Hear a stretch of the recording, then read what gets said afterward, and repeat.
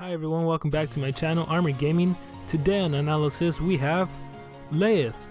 When Layth watches a battle from his throne in the arena, he doesn't care about the monster's talent or strength, he just wants to witness a good show, and if he doesn't get one, let's just say his lions get fed. What an awesome description. Now let's take a look at this monster. His baby form is really cool, his juvenile form, and then his final form, his adult form, is amazing. This guy's a king. And what I really love, I love this monster design, but I love that he has the stats to back up such an awesome design. So let's take a look at his stats. His power comes in at 3,498. Now, in terms of just the light monsters, he actually has the second best power. It comes second short of the king. And that is really awesome. So, it's hard to say which is the best light monster in the game, but this guy is certainly the best light attacker in the game. Now, a lot of light monsters tend to be supporters. You know, they have moves like recover team health, or recover team stamina, or removes negative debuffs, or buffs like gives 2x damage. But what this guy does, he is a pure attacker, and he's actually the main attacker you want to go with. Now again, going back to the power, he's the second of all the light monsters, and that's a really high power to boost, especially when you combine it with some of his skills. His life is also really amazing, 31,969. In terms of the light monsters, I believe he has the highest life in the game. And in terms of all legendary monsters currently released, he has the 7th highest life. And if you want to compare him to, say, like Oros, who has the highest life and a power actually equal to that of Layth, Layth is more of an attacker, whereas Oros is more of a, I guess you would say, supporter. You know, he gets incoming attacks directed to him, and then he reflects the damage. He's not really there to deal like direct damage like Layth is. And the closest monster you could compare him with would be Monster Clutch, who has a power of 3,509, a life of 32,572, and a speed of 33,088. But when you look at Monster Clutch's skills, they don't come anywhere near to the amount of damage that Layth can do. So in terms of like pure attackers, we're not talking like extra skills. I think Layth might be the best attacker in terms of just, again, in terms of just looking at stats and skills. But then if you factor in other stuff, you know, we have Barbados, who's probably the king of attackers, and Voltic, who can attack infinitely. But just in terms of like pure attacks, Layth can deal a massive amount of damage, and he has an amazing power to boot. And when we bring in speed into the equation, 3,311, that's not a really amazing speed, but again, his power is nice and his life is nice. And you know what I really like about the power and life thing is that normally when a monster has a lot of power, their life suffers significantly. So lately we've been seeing monsters with 22k life, but this monster has one of the highest powers in the game, and he has a super nice tanky life. So I really like this monster's stats, and I really love his design, and I'm so glad that he's a light monster, because light monsters are kind of lacking in the attack category. So he's really awesome. I definitely recommend getting him if you ever get the chance. Like I said, he's a light monster, therefore his weakness is metal, and to make this monster even better, they give him a good trait, Hardened. All status effects have a 20% less accuracy against it. So as we know, the main status effects to watch out for are freeze, possession, and stun. Now this guy has a 20% resistance to all of them, so that makes him, again, even better than the amazing stats and the amazing design he has. I really love this monster, and I'm gonna keep expressing that throughout this video because I rarely see this monster in the game. So for those of you that have it, that's super awesome. Let's go ahead and look at the skills. So starting off with his default and special, I mean, just look at this. Okay, I need to apologize ahead of time. I'm probably going to mispronounce a lot of his attacks names. Forgive me for that. Ad Leonis, 45 damage. This is his default skill, 45 damage. I don't know if any monster has a move like this. 13 stamina for 45 damage, 0 cooldown. Like, if I didn't know he had better skills, I'd be so tempted to keep this. Deals low physical damage. How is 45 low? That's like moderate on other monsters.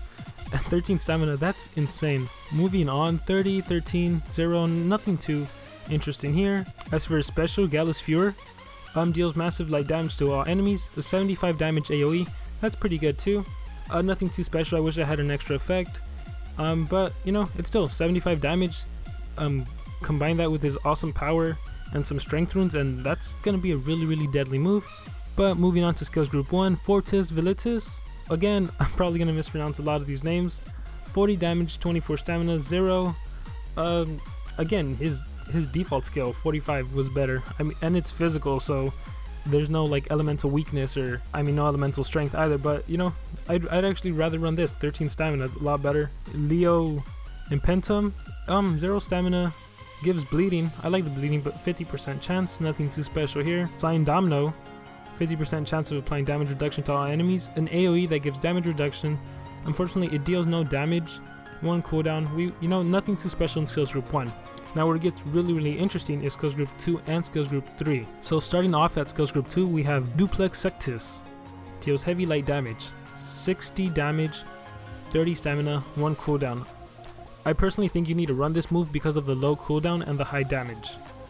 Some of his other moves have a higher cooldown, and it might be a little risky, specifically going up against a Timerion who might use cooldowns activated against you. And even without going against a Timerion, I think some of his cooldowns have like 5 or 3, so it may be a little risky to not be running a move that has a 1 turn cooldown. And again, it packs a punch. 60 damage is a lot of damage. Next we have Dubia Clade or Dubia Clada. Again, I don't know pronunciation. I'm butchering it on this monster. Removes all positive effects from all enemies. Requires cooldown. Now this is cool. This is a really like a supportive move, I guess. But it deals no damage, and with Layth, you really want to capitalize on his strength. So you most likely won't be running this. You have other monsters that can do this. And really remove gut effects. There's rarely anything you want to remove. I guess if a monster gives himself 2x damage or if they have a shield, you want to remove that, but the fact that you deal no damage isn't helpful. Next we have Leon Vulnerabus. Deals low special damage, may bleed target. This is awesome. It's a zero cooldown move. It's in advanced form of Leo Impentum. So as you can see, both are 0 cooldown, both 35 stamina. This one are both 35 damage, this one 3 more stamina, but the difference is you get like a guaranteed bleed as opposed to 50% chance to bleed. Or not guaranteed, but you know what I mean. And it'd be better to run this, but again, I'm not a fan of the low damage. So 35, yeah, you get bleed, but 35 is really low, and again, so you want to capitalize on the strength of Layth. So I'd recommend not running this either. So from skills group 2, you'd only want to run Duplex Sectus, and then you'd want to run everything from skills group 3. And skills group 3 is where Layth really shines. So going on with Leggio Romana. Maybe I shouldn't have been trying to read all of these like in English. So Romana deals massive light damage. Massive here meaning 80. Yeah, it's a lot of stamina, 39. A 2 turn cooldown, which is why I think it's important to run Duplex because of the 1 turn cooldown. So you might not need the 80 damage to kill a monster. So it's always good to have that 60 damage in order to kill a monster. But yeah, this is like his main hitter move. 80 damage is insane. Again, combined with like 3 strength runes and his base power stats already really high, he's definitely a killer. Definitely run this move. Again, well, you're going to be running all skills group 3. And next we have Alea Lacta Est. Layth condemns their enemy. I think that should be Layth condemns his enemy. After 3 turns, this enemy will die. Requires cooldown. So he has the Reaper countdown as a regular skill. And I think that's just amazing because you have some legendary monsters, some epic monsters that have the Reaper countdown as their special skill. Now of course, or like Metalhead for example, except his is an AoE. So you can start off the game, if you're going up against a monster, say Oros, that has like 3 life runes, you can start off the game and give him Reaper countdown and just stall it out and you're good to go. So it's really cool to have this option. Well yeah, 5 turn cooldown is the only thing, and this is just like in case you go up against an opponent who you need to absolutely use Reaper countdown. I think it's awesome to have. I think it's super awesome that he has this move. I think it's super unique too. It's definitely a move you want to be running if you're going to be using him. And last but not least, we have Damatio ad Bestias. Deals heavy special damage, may bleed target. So as you can see, this is another bleed move, but the reason I suspect some people won't want to be using this bleed move and would rather use the one from skills group 2 is because of the cooldown. So this is a 3 turn cooldown, and as far as damage, it's only 15 more, but it's 4 more stamina. It might arguably be better to have a 0 cooldown move, but again, because Bestias over here deals 50 damage as opposed to 35 damage, even though it has a high cooldown, I think it might be better to use it. Now if you can imagine how a standard game would go with him, if you start off with using your Reaper death count, that's a 5 turn cooldown, and then you move on to giving someone bleed, that's a 3 turn cooldown, and then you move on to this, it's a 2 turn cooldown. Even if you were to use Duplex, you'd have to use a turn to recover, but look at all the stamina you'd be wasting. You might have to recover anyways, which is why I really don't think you really need that 0 cooldown, because the thing is, if you run strength runes, it increases the power significantly. So this 35 it becomes a lot stronger with a bunch of strength runes, right? So this 50 over here becomes significantly even more stronger, which is why I think it's best to run all of skills group 3 and duplex. However, if you are really worried about his high cooldowns, go ahead and replace his bleeding from skills group 3 with his bleedings from skill group 2, and you're pretty much good to go. Like I said, in terms of light monsters, he's without a doubt the best light attacker. He's currently unmatched in the light attacker category.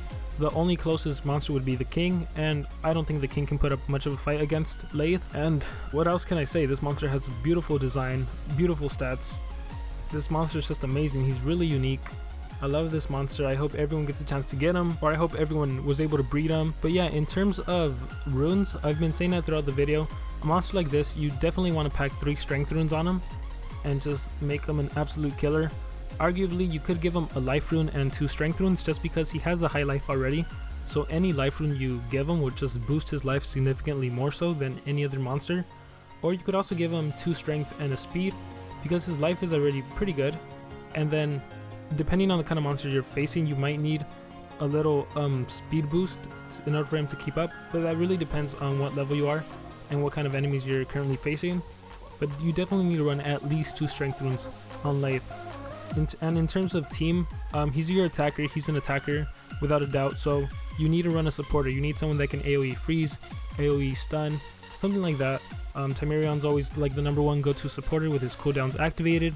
And then I'd personally run a buffer, so I'd run someone like Lux, who can give me 2x damage, which would basically guarantee me to like one-hit any enemy. I think that's all I have to say about Layth. He's an amazing light monster. I don't know if I would say he's the best light monster, because light monsters tend to be supportive and this guy's an attacker, but without a doubt he's the best light attacker in the game. And I hope you guys enjoyed my analysis. Let me know if I missed anything about this monster. Make sure to comment below who you want me to do. However, I'm not gonna be whoever gets the most votes, I'm not gonna be doing next week, because next week is actually gonna be reserved for General Dartmouth, because I've been getting a lot of comments about General Dartmouth, and it was kind of a toss between making a video for Layth or making a video for General Dartmouth. But because General Dartmouth is going to be in the team shop for quite a while, I decided I'll do General Dartmouth next week and release Layth this week. So for all of you who have been asking about General Dartmouth, he is going to be released next week. So, but leave comments for who you want for the week afterwards, okay? I hope that made sense. If you have any questions, go ahead and post them below or message me personally on Facebook.